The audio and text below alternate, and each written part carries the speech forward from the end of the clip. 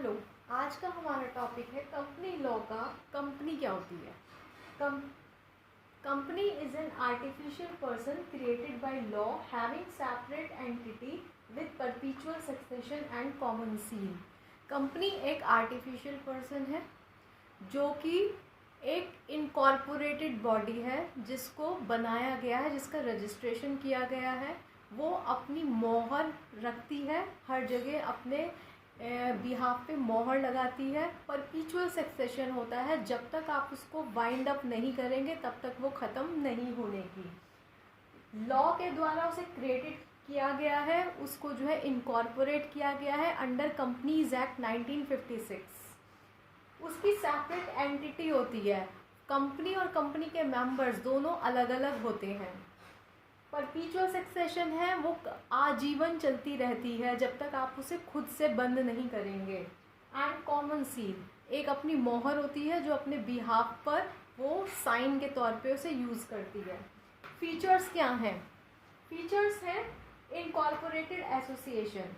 Company जो है incorporated होती है, रजिस्टर्ड होती है, उसको जो है लॉ के द्वारा बनाया जाता है, जिसमें ये रूल है कि कंपनी एक्ट के अनुसार मिनिमम 7 मेंबर्स होने चाहिए पब्लिक कंपनी में, और प्राइवेट कंपनी में मिनिमम 2 मेंबर्स होने चाहिए। सेकेंड है लिमिटेड लाइबिलिटी। जो लाइबिलिटी होती है वो लिमिटेड होती है कंपनी ऑर्गेनाइजेशन में। उसका मतलब है कि वो सिर्फ अपने जो उनके उधार है उस लिमिट तक ही उसे ही चुकाने के हकदार होते हैं उसके मेंबर्स, उससे ज़्यादा वो कुछ और नहीं चुकाते। तो उनकी लिमिट होती है only liable to contribute payment of its depth. जो उनका अपना लिया हुआ एक लोन है, उधार है, उसको ही वो चुका सकते हैं, उससे ज़्यादा उनसे नहीं मांगा जाएगा। थर्ड है परपीचुअल सक्सेशन। कंपनी कभी आजीवन चलती रहती है, उसके मेंबर्स आते हैं चले जाते हैं। अगर कोई मेंबर मर भी जाता है तो भी कंपनी अपने आप में बंद नहीं होती, वो चलती ही रहती है। फोर्थ है आपका legal entity distinct from its members. Company और कंपनी के जो मेंबर्स होते हैं उन दोनों के बीच में एक सेपरेट एंटिटी होती है। मेंबर्स की अपनी अलग पहचान होती है, कंपनी अपने अलग पहचान से काम करती है।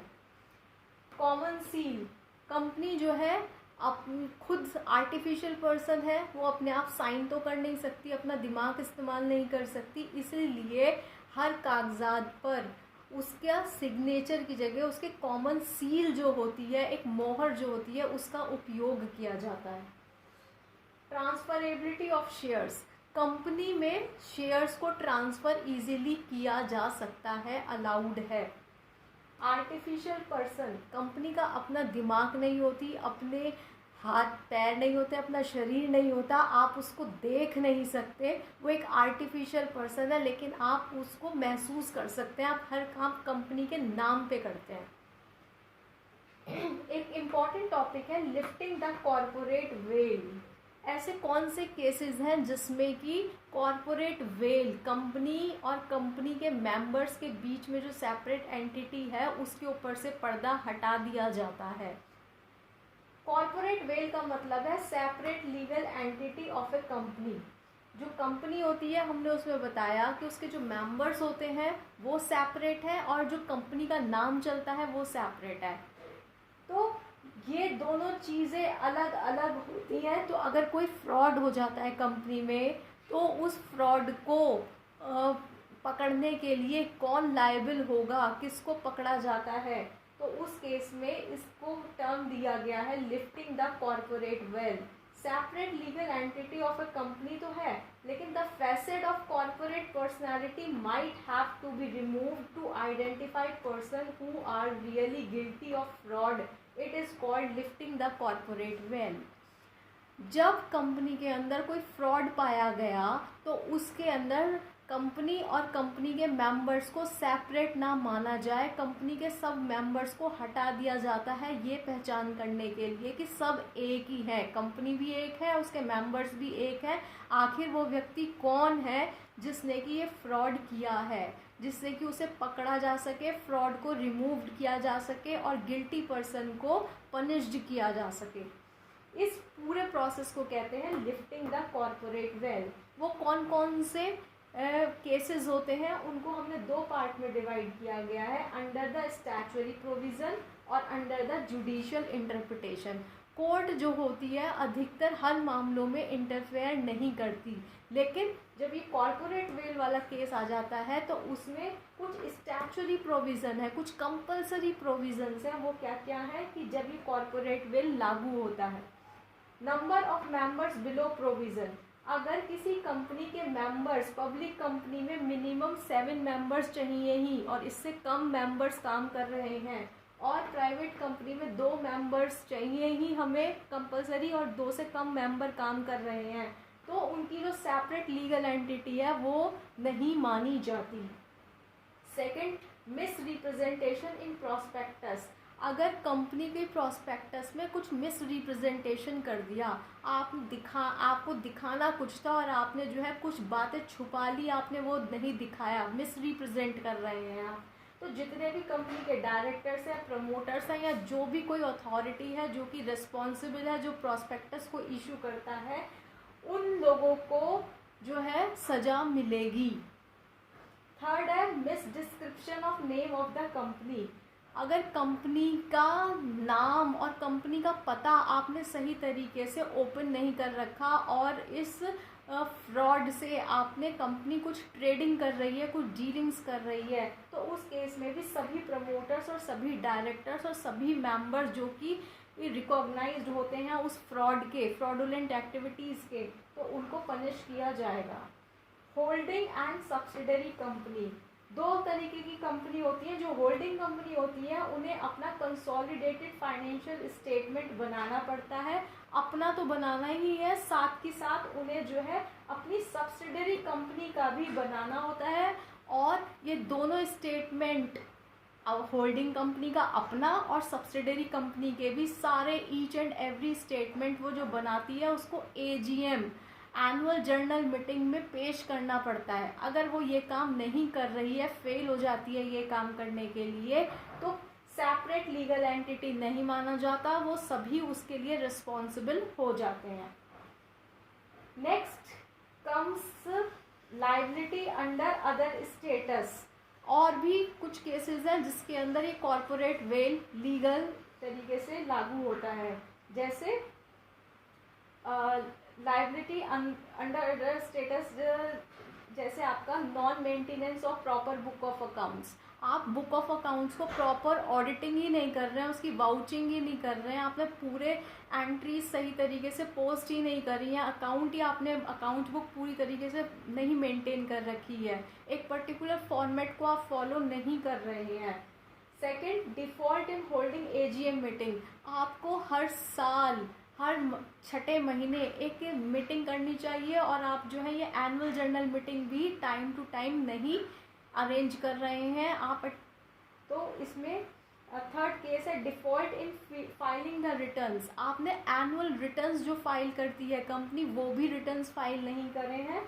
और फोर्थ है डिविडेंड डिक्लेरेशन, आपको डिविडेंड डिक्लेयर करना चाहिए हर साल, वो भी आप डिक्लेयर नहीं कर रहे हैं, तो इन सारे केसेस के अंदर आपका लिफ्टिंग ऑफ कॉर्पोरेट वेल लागू हो जाता है। 6th पॉइंट है liability of promoters for pre incorporation of contract, अगर प्रमोटर्स ने कंपनी के इनकॉर्पोरेशन से पहले कुछ कॉन्ट्रैक्ट्स करे हैं तो प्रमोटर्स उसके लिए लायबल होंगे, जिम्मेदार होंगे उनकी शर्तों को पूरा करने के लिए। चाहे इनकॉर्पोरेशन के बाद कंपनी उसके लिए लायबल नहीं है, लेकिन कंपनी के इनकॉर्पोरेशन से पहले प्रमोटर्स ने जो कॉन्ट्रैक्ट्स साइन करे हुए हैं वो उसके लिए लायबल रहेंगे। Now comes the judicial interpretation, judicial interpretation के अंदर क्या आता है, प्रोटेक्टिंग गवर्नमेंट रेवेन्यू, जब कोई कंपनी सिर्फ एक मोटिव इसलिए फॉर्म्ड हुई है कि उसको टैक्स की चोरी करनी है, टैक्स बचाना है, अपनी इनकम ज़्यादा अर्न करने के बावजूद भी कम इनकम दिखानी है, तो उस केस में कोर्ट जो है वो इंटरफेयर करती है और लिफ्टिंग द कॉर्पोरेट वेल यहाँ पे लागू हो जाता है for protecting the government revenue, कि सरकार की आमदनी पे कोई फ़र्क ना पड़े, सरकार को जितनी आमदनी बनती है उतना हिसाब मिलना चाहिए। Second, determination of character of the company.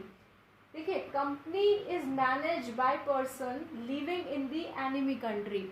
जो कंपनी है उसका कैरेक्टर का डिटर्मिनेशन किया जाता है अगर उसमें पाया जाता है कि कंपनी जो रेगुलेट हो रही है, कंट्रोल हो रही है, उसकी जो एक्टिविटीज़ हैं वो लोग एक्टिविटीज़ कंट्रोल कर रहे हैं जो कि एक एनिमी कंट्री के अंदर रहते हैं, जिस देश से हमारे अच्छे ताल्लुकात नहीं हैं, जिस देश जो हमारा एनिमी बन चुका है, तो उस केस में भी corporate of lifting the corporate well लागू हो जाता है। थर्ड पॉइंट है company acting agent of share holders.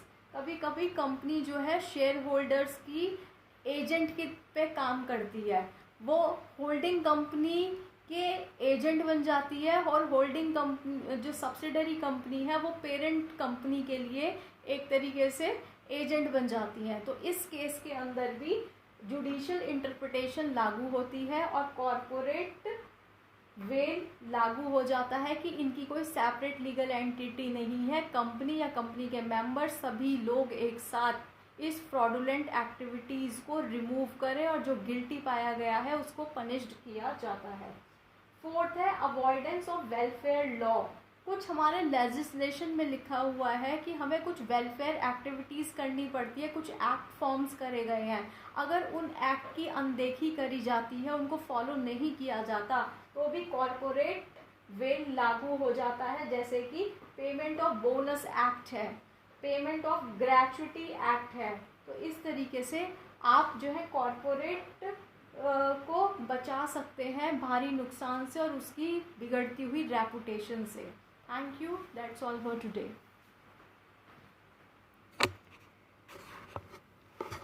नहीं कर सकती, इसीलिए हर कागजात पर उसका सिग्नेचर की जगह उसके कॉमन सील जो होती है, एक मोहर जो होती है, उसका उपयोग किया जाता है।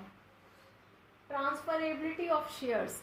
कंपनी में शेयर्स को ट्रांसफ़र इजीली किया जा सकता है, अलाउड है। आर्टिफिशियल पर्सन, कंपनी का अपना दिमाग नहीं होती, अपने हाथ पैर नहीं होते, अपना शरीर नहीं होता, आप उसको देख नहीं सकते, वो एक आर्टिफिशियल पर्सन है, लेकिन आप उसको महसूस कर सकते हैं, आप हर काम कंपनी के नाम पे करते हैं।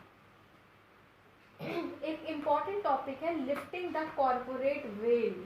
ऐसे कौन से केसेस हैं जिसमें कि कॉर्पोरेट वेल, कंपनी और कंपनी के मेंबर्स के बीच में जो सेपरेट एंटिटी है उसके ऊपर से पर्दा हटा दिया जाता है।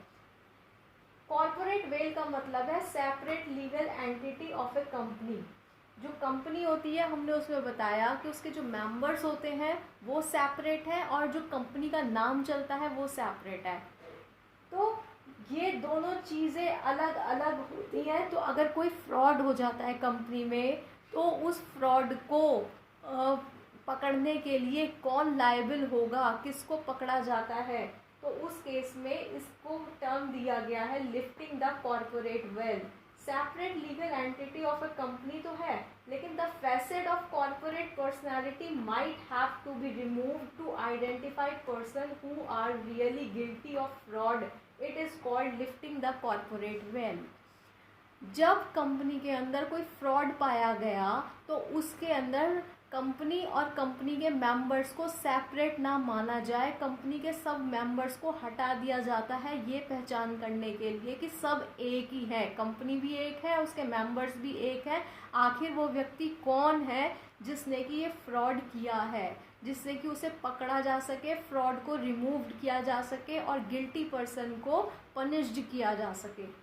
इस पूरे प्रोसेस को कहते हैं लिफ्टिंग द कॉर्पोरेट वेल। वो कौन कौन से केसेस होते हैं उनको हमने दो पार्ट में डिवाइड किया गया है, अंडर द स्टैट्यूटरी प्रोविज़न और under the judicial interpretation. Court जो होती है अधिकतर हर मामलों में इंटरफेयर नहीं करती, लेकिन जब ये कॉर्पोरेट वेल वाला केस आ जाता है तो उसमें कुछ स्टैट्यूटरी प्रोविज़न है, कुछ कंपलसरी प्रोविज़न्स हैं। वो क्या क्या है कि जब ये कॉर्पोरेट वेल लागू होता है, number of members below provision, अगर किसी कंपनी के मेंबर्स, पब्लिक कंपनी में मिनिमम 7 मेंबर्स चाहिए ही और इससे कम मेंबर्स काम कर रहे हैं, मिनिमम 7 मेंबर्स चाहिए ही और इससे कम मेंबर्स काम कर रहे हैं, और प्राइवेट कंपनी में 2 मेंबर्स चाहिए ही हमें कंपलसरी और 2 से कम मेंबर काम कर रहे हैं, तो उनकी जो सेपरेट लीगल एंटिटी है वो नहीं मानी जाती। Second, miss representation in prospectus. अगर कंपनी के प्रोस्पेक्टस में कुछ मिस रिप्रेजेंटेशन कर दिया, आपको दिखाना कुछ था और आपने जो है कुछ बातें छुपा ली, आपने वो नहीं दिखाया, मिस रिप्रेजेंट कर रहे हैं आप, तो जितने भी कंपनी के डायरेक्टर्स हैं, प्रमोटर्स हैं, या जो भी कोई अथॉरिटी है जो कि रिस्पॉन्सिबल है, जो प्रोस्पेक्टस को इशू करता है, उन लोगों को जो है सजा मिलेगी। थर्ड है miss description of name of the company. अगर कंपनी का नाम और कंपनी का पता आपने सही तरीके से ओपन नहीं कर रखा और इस फ्रॉड से आपने कंपनी कुछ ट्रेडिंग कर रही है, कुछ डीलिंग्स कर रही है, तो उस केस में भी सभी प्रमोटर्स और सभी डायरेक्टर्स और सभी मेंबर्स जो कि रिकॉग्नाइज्ड होते हैं उस फ्रॉड के, फ्रॉडुलेंट एक्टिविटीज़ के, तो उनको पनिश किया जाएगा। Holding and subsidiary company. 2 तरीके की कंपनी होती है। जो होल्डिंग कंपनी होती है उन्हें अपना कंसोलिडेटेड फाइनेंशियल स्टेटमेंट बनाना पड़ता है, अपना तो बनाना ही है, साथ ही साथ उन्हें जो है अपनी सब्सिडरी कंपनी का भी बनाना होता है, और ये दोनों स्टेटमेंट, होल्डिंग कंपनी का अपना और सब्सिडरी कंपनी के भी सारे ईच एंड एवरी स्टेटमेंट वो जो बनाती है उसको AGM, एनुअल जर्नल मीटिंग में पेश करना पड़ता है। अगर वो ये काम नहीं कर रही है, फेल हो जाती है ये काम करने के लिए, तो सेपरेट लीगल एंटिटी नहीं माना जाता, वो सभी उसके लिए रिस्पॉन्सिबल हो जाते हैं। Next comes liability under other status. और भी कुछ केसेस हैं जिसके अंदर ये कॉर्पोरेट वेल लीगल तरीके से लागू होता है, जैसे लायबिलिटी अंडर अदर स्टेटस, जैसे आपका non maintenance of proper book of accounts. आप बुक ऑफ अकाउंट्स को प्रॉपर ऑडिटिंग ही नहीं कर रहे हैं, उसकी वाउचिंग ही नहीं कर रहे हैं, आपने पूरे एंट्रीज सही तरीके से पोस्ट ही नहीं करी हैं, अकाउंट ही आपने अकाउंट बुक पूरी तरीके से नहीं मेंटेन कर रखी है, एक पर्टिकुलर फॉर्मेट को आप फॉलो नहीं कर रहे हैं। Second, default in holding AGM meeting. आपको हर साल हर 6ठे महीने एक मीटिंग करनी चाहिए और आप जो है ये एनुअल जर्नल मीटिंग भी टाइम टू टाइम नहीं अरेंज कर रहे हैं आप, तो इसमें थर्ड केस है डिफी अंडर अदर स्टेटस। और भी कुछ केसेस हैं जिसके अंदर ये कॉर्पोरेट वेल लीगल तरीके से लागू होता है, जैसे लायबिलिटी अंडर अदर स्टेटस, जैसे आपका non maintenance of proper book of accounts. आप बुक ऑफ अकाउंट्स को प्रॉपर ऑडिटिंग ही नहीं कर रहे हैं, उसकी वाउचिंग ही नहीं कर रहे हैं, आपने पूरे एंट्रीज सही तरीके से पोस्ट ही नहीं करी हैं, अकाउंट ही आपने अकाउंट बुक पूरी तरीके से नहीं मेंटेन कर रखी है, एक पर्टिकुलर फॉर्मेट को आप फॉलो नहीं कर रहे हैं। Second, default in holding AGM meeting. आपको हर साल हर 6ठे महीने एक मीटिंग करनी चाहिए और आप जो है ये एनुअल जर्नल मीटिंग भी टाइम टू टाइम नहीं अरेंज कर रहे हैं आप, तो इसमें थर्ड केस है default in filing the returns. आपने एनुअल रिटर्न्स जो फाइल करती है कंपनी वो भी रिटर्न्स फाइल नहीं करे हैं। और फोर्थ है डिविडेंड डिक्लेरेशन। आपको डिविडेंड डिक्लेयर करना चाहिए हर साल, वो भी आप डिक्लेयर नहीं कर रहे हैं, तो इन सारे केसेस के अंदर आपका लिफ्टिंग ऑफ कॉर्पोरेट वेल लागू हो जाता है।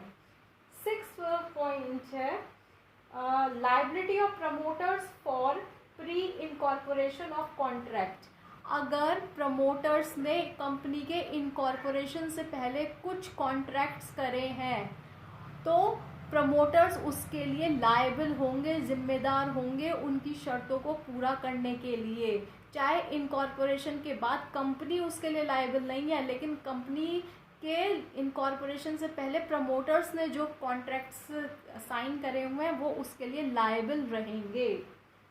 Now comes the judicial interpretation. Judicial interpretation के अंदर क्या आता है? Protecting government revenue. जब कोई कंपनी इस सिर्फ एक मोटिव इसलिए फॉर्म्ड हुई है कि उसको टैक्स की चोरी करनी है, टैक्स बचाना है, अपनी इनकम ज़्यादा अर्न करने के बावजूद भी कम इनकम दिखानी है, तो उस केस में कोर्ट जो है वो इंटरफेयर करती है और लिफ्टिंग द कॉर्पोरेट वेल यहाँ पे लागू हो जाता है for protecting the government revenue, कि सरकार की आमदनी पे कोई फ़र्क ना पड़े, सरकार को जितनी आमदनी बनती है उतना हिसाब मिलना चाहिए। Second, determination of character of the company. देखिए, company is manage by person living in the enemy country. जो कंपनी है उसका कैरेक्टर का डिटर्मिनेशन किया जाता है अगर उसमें पाया जाता है कि कंपनी जो रेगुलेट हो रही है, कंट्रोल हो रही है, उसकी जो एक्टिविटीज़ हैं वो लोग एक्टिविटीज़ कंट्रोल कर रहे हैं, जो कि एक कंपनी उसके लिए लायबल नहीं है, लेकिन कंपनी के इनकॉर्पोरेशन से पहले प्रमोटर्स ने जो कॉन्ट्रैक्ट्स साइन करे हुए हैं वो उसके लिए लायबल रहेंगे। Now comes the judicial interpretation. Judicial interpretation के अंदर क्या आता है? Protecting government revenue.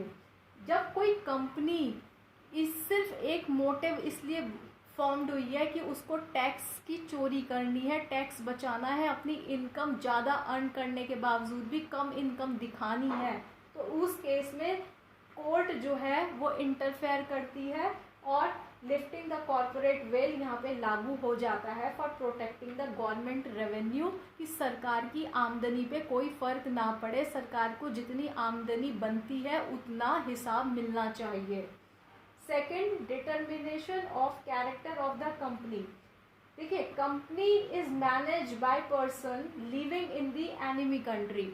जो कंपनी है उसका कैरेक्टर का डिटर्मिनेशन किया जाता है अगर उसमें पाया जाता है कि कंपनी जो रेगुलेट हो रही है, कंट्रोल हो रही है, उसकी जो एक्टिविटीज़ हैं वो लोग एक्टिविटीज़ कंट्रोल कर रहे हैं जो कि एक एनिमी कंट्री के अंदर रहते हैं, जिस देश से हमारे अच्छे ताल्लुकात नहीं हैं, जिस देश जो हमारा एनिमी बन चुका है, तो उस केस में भी corporate of lifting the corporate well लागू हो जाता है।